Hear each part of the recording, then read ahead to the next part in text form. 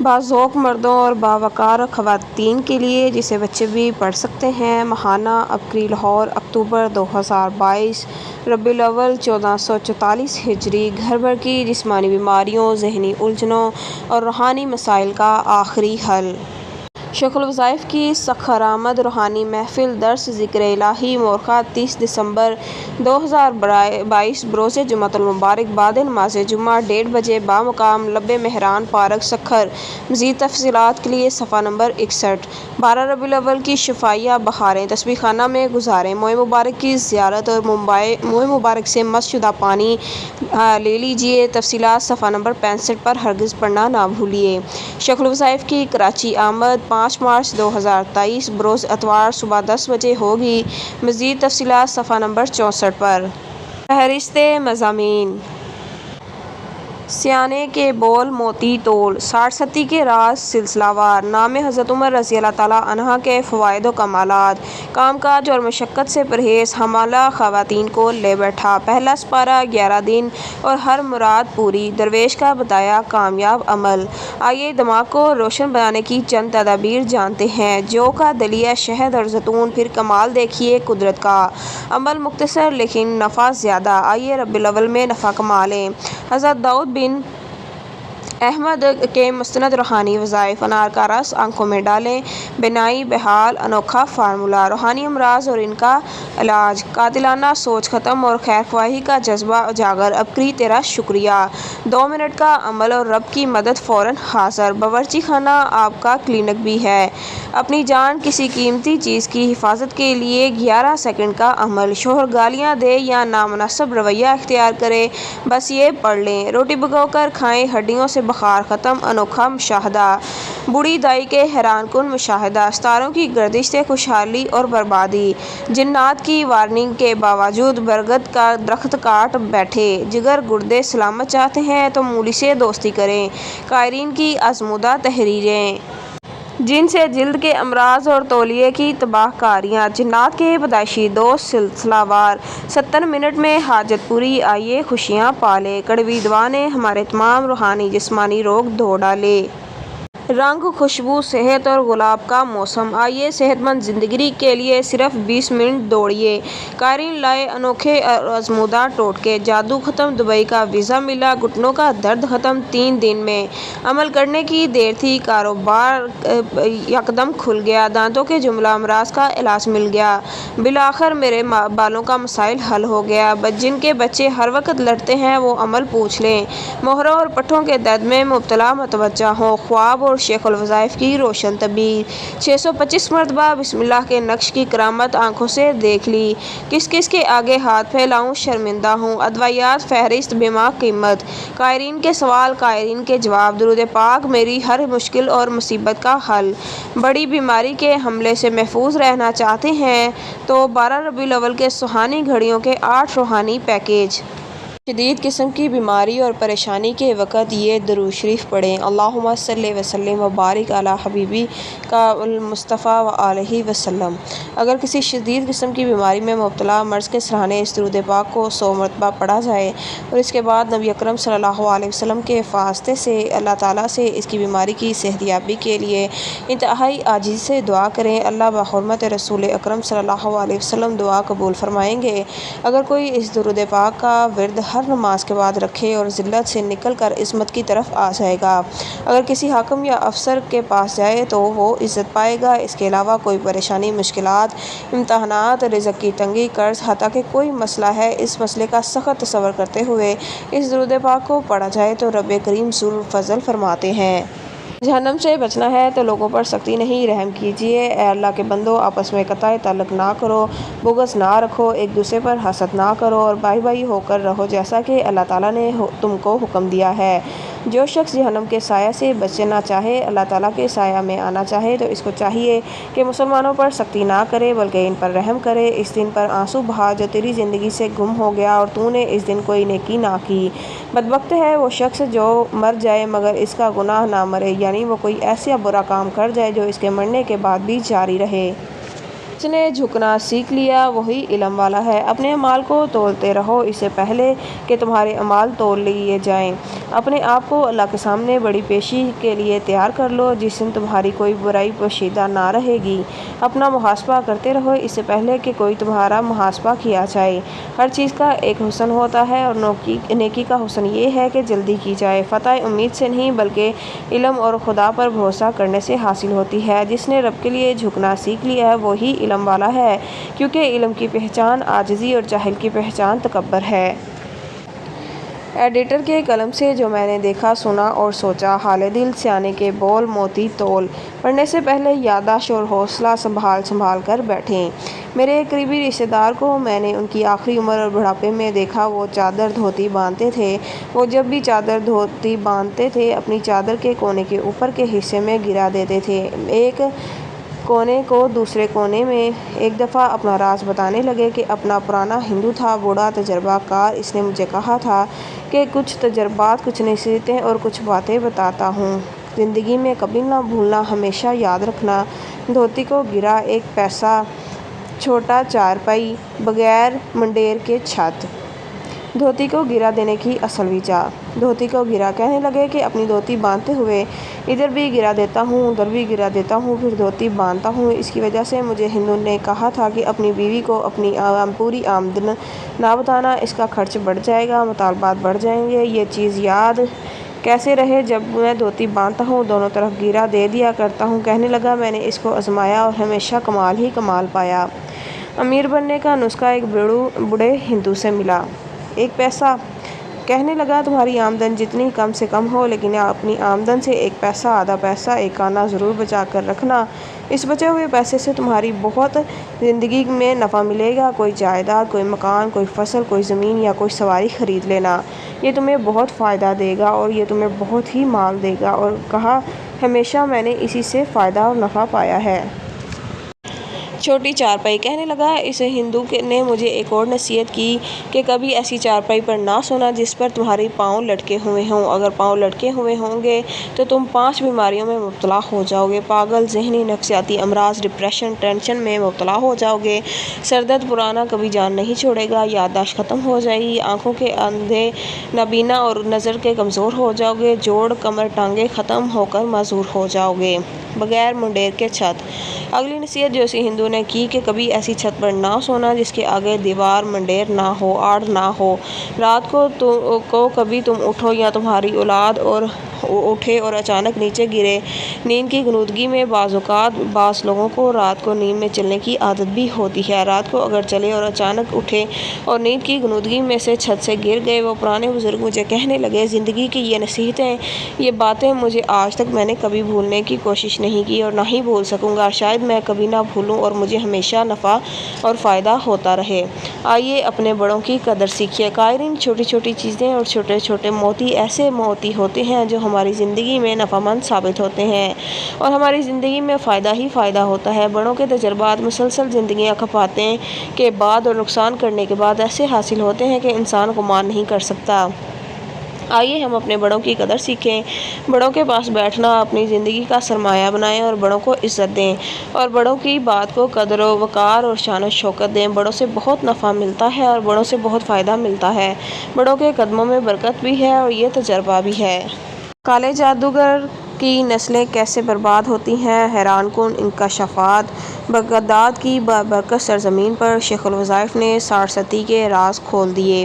کالا جادو، بندش، سفلی عمل جب اپنی انتہا پر پہنچ جاتا ہے تو وہ سارستی کہلاتا ہے اور یہ بعض اوقات نسل در نسل بندش کی شکل میں چلتا ہے اور زندگی کا ہر نظام تنگ، مشکلات، مسائل، ناکامیاں، پریشانیاں مقدر بن جاتی ہیں۔ آئیے خود اور اپنی نسل کو سارستی سے بچانے کے لیے شیخ الوظائف سے یہ راز جانیے، سمجھیے، ان پر عمل کیجیے اور پرسکون زندگی گزاریے۔ منہ مانگی رقم دی مگر کچھ نہ ہوا۔ گزشتہ سے پیوستہ۔ ادھر چھوٹا بھائی بڑی پڑھائی تیز کرتا رہا، ادھر ہنومان اور زیادہ تکلیف دینا شروع کر دیتا اور ایسی ایسی خباثتیں اور بدتمیزیاں کرتا کہ الفاظ میں بیان نہیں کر سکتا۔ چھوٹا بھائی آ کر مجھے بتاتا تھا کہ بڑے بھائی نے آ کر میرے پاس چیختا ہے، پھر مائی حنیفہ کے پاس بھاگتا ہے۔ مائی کہتی ہے میرے بس کا کام نہیں۔ اس دوران مجھے پتہ چلا کہ اس کا بڑا بھائی اور کئی عاملوں پیروں کے پاس گیا، انہوں نے وعدے کیے۔ عامل کہتے وہ کون ہوتا ہے؟ ہم تجھے کر کے دکھاتے ہیں، اتنی رقم لیں گے۔ اس نے کہا میں دوں گا۔ منہ مانگی رقم دینے کے باوجود بھی کچھ نہ ہوا۔ بدمعاش کی بدمعاشی نکل آئی۔ پھر ایک دن اس کا بڑا بھائی میرے پاس بے بس ہو کر آیا اور میری منتیں کرتا رہا۔ وہ اپنی ساری منتیں کر چکا تھا۔ میرا مطالبہ وہی تھا کہ اپنے چھوٹے بھائی کو اس کا حق دو اور سالہ سال جو تو نے اس کی زندگی اذیت بنائے رکھی ہے اس کا ازالہ کرو۔ آخر میرے پاس اپنی برادری کا ایک بڑا لایا اور مجھ سے کہنے لگا آپ اس سے بات کریں۔ وہ بڑا کہنے لگا اس کے چھوٹے چھوٹے بچے ہیں، برباد ہو گیا ہے، واقعی اس نے اپنے بڑے بھائی کے ساتھ ظلم و زیادتی کی ہے، لیکن آپ اسے معاف کر دیں اور ہنومان کو واپس کر دیں۔ میں نے کہا بالکل ٹھیک ہے، میں جائیداد کا فیصلہ کہا میں ذمہ دار ہوں۔ میں نے کہا تیری ذمہ داری کیا ہے؟ تو کیا ذمہ داری دے گا؟ کہنے لگا آپ واپس کر لیں، میں جائیداد اس کو دلوا دوں گا۔ میں نے کہا ٹھیک ہے، ایک دوسرے کی عدالت میں جا کر اس کو رجسٹری کروا دے، ایک حصہ جو کھا چکا ہے اس کا حق دے دے، جو بیچ چکا ہے اس کا حق دے دے، پھر ہنومان واپس ہوگا۔ اس کے ساتھ جو خاندان کا بڑا آیا وہ بدمعاش تھا، مجھ سے کہنے لگا آپ میرا تعارف نہیں ہے۔ میں نے کہا بڑی اچھی طرح تعارف ہے۔ میرے گھر میں آ جائے گا اور تیرے ساتھ کیا کرے گا؟ جس کے ساتھ آیا ہے اس سے پوچھ، میں نے جلال میں کہا۔ آج یہ تیرے گھر آ جائے گا؟ کہنے لگا نا پیر صاحب آپ میری بات کو سمجھے نہیں، میرے کہنے کا مطلب یہ نہیں تھا۔ میں نے کہا جا تیرے گھر رات پھیرا لگائے گا، ایک دفعہ پھیرا لگائے تو تجھے پتہ چلے گا۔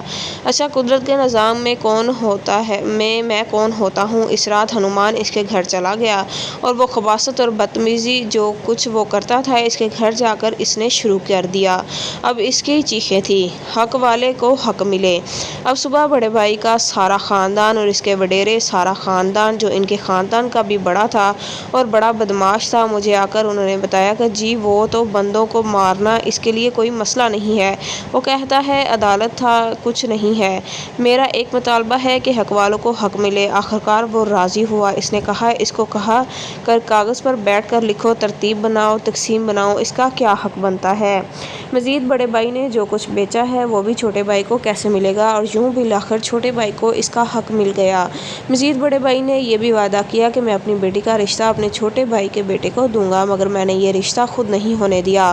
اس کی ایک وجہ یہ کینہ تھی، اتنا بڑھ گیا تھا کہ نفرتیں اتنی بڑھ گئی تھی کہ خدا نخواستہ خطرہ تھا کہ یہ نفرتیں نسلوں تک نہ چلی جائیں۔ مجھے اگلے نظام کا بھی خطرہ تھا، ان کی طلاق ہو جانا تھی، مزید دشمنیاں پیدا ہونی تھی۔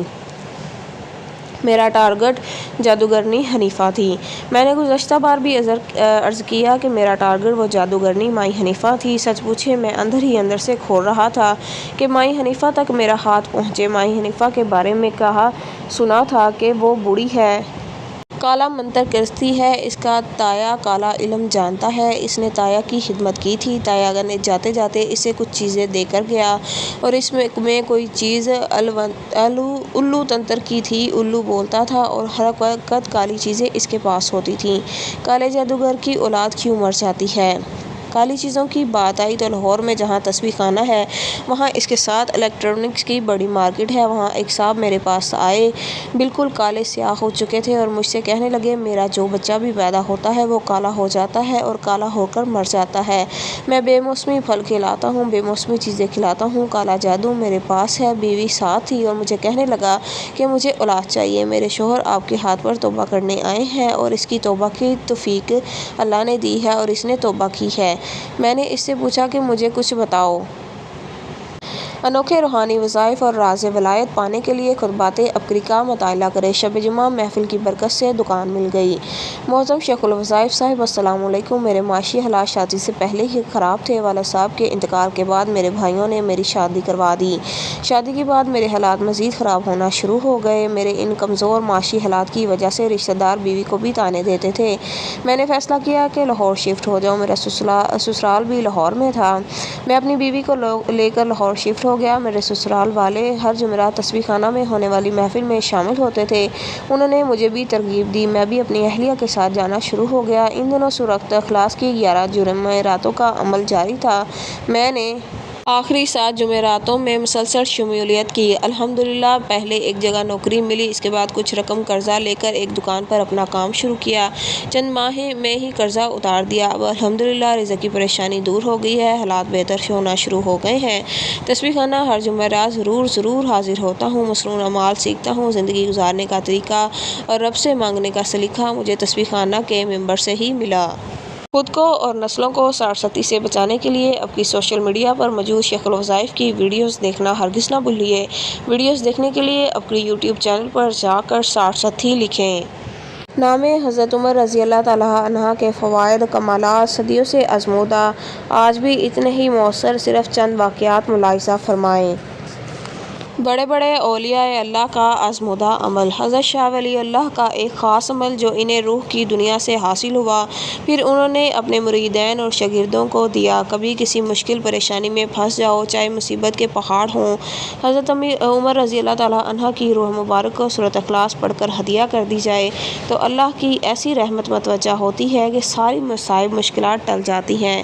جب بھی کوئی ظلم کرے یا کام اٹکا ہو اور کام نہ بن رہا ہو، جتنا بھی بڑا کام ہو، جیسی بھی مشکل ہو، اس عمل کے سامنے کوئی حیثیت نہیں ہے۔ روحانی دنیا میں افضل کتب اور کتب الکتاب سب کی عمل کی بہت ہی قدر کرتے ہیں۔ حضرت عمر رضی اللہ تعالیٰ عنہ کی خاص توجہات اور ان کی شان و شوکت عظمت جیسے ان کی حیات طیبہ میں تھی، ایسے ہی ان کی برکات اور ان کے نام کے برکات قیامت تک جاری رہیں گے۔ بڑے سے بڑا ظلم، فتنہ، ضد، خباثتوں اور لمحوں میں توڑ کر رکھ دیتا ہے، ریزہ ریزہ کر دیتا ہے۔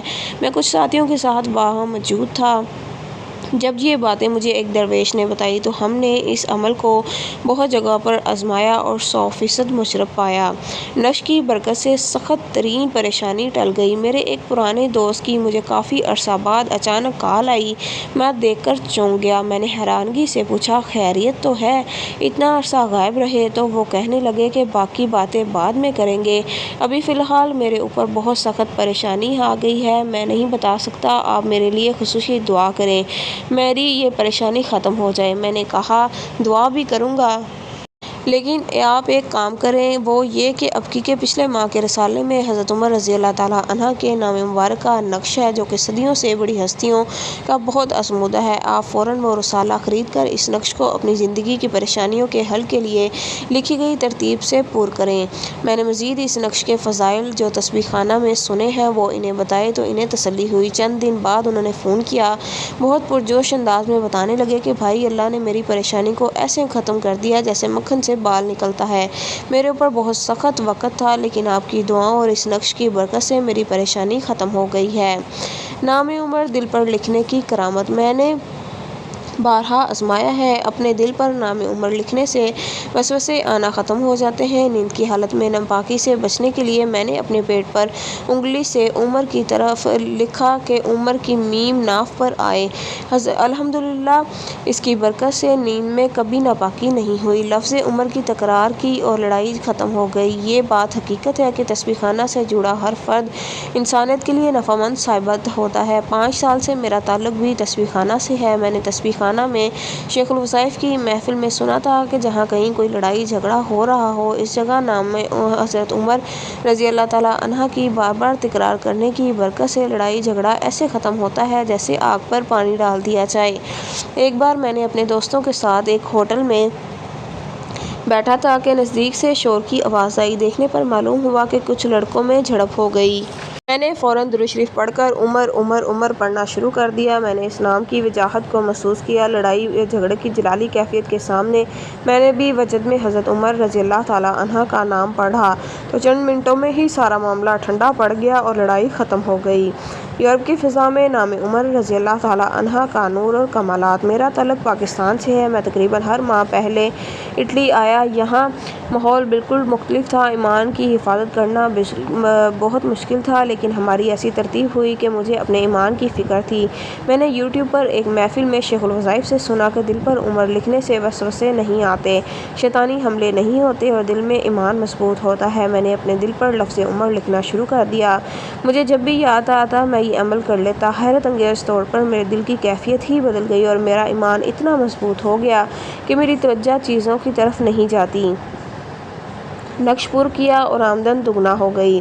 موجودہ حالات میں مہنگائی اور آمدن کم ہونے کی وجہ سے بہت زیادہ پریشانی کا سامنا تھا، اخراجات اٹھانا مشکل ہو رہا تھا۔ میں ہر ماہ آپ کی رسالہ ضرور خرید کر پڑھتا ہوں، اس میں بہت نفع مند چیزیں ملتی ہیں۔ جولائی کے رسالے میں حضرت عمر رضی اللہ تعالیٰ عنہ کا 70 حجات کا نقش چھپا۔ میں نے وہ نقش پر کیا، اضطراب کی کیفیت کی اور اللہ کوئی راستہ بنا دے میری تنخواہ بڑھ جائے۔ اللہ کی کرنی ایسی ہوئی کہ ہماری کمپنی کو ایک بڑا پروجیکٹ مل گیا۔